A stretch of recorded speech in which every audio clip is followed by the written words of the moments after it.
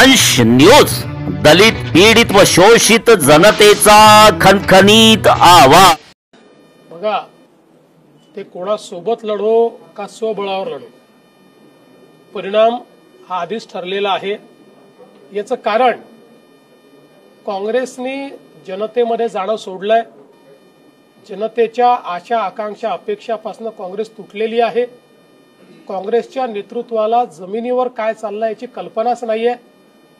ते एका अशा नंदनवनात त्या ठिकाणी बागडत असतात की ज्याच्यामध्ये अजूनही ते ईव्हीएमच्या पलीकडे जात नाही, अजूनही ते इलेक्शन कमिशनला शिव्या देतच त्या ठिकाणी आपण हारल्याचं समर्थन करतात।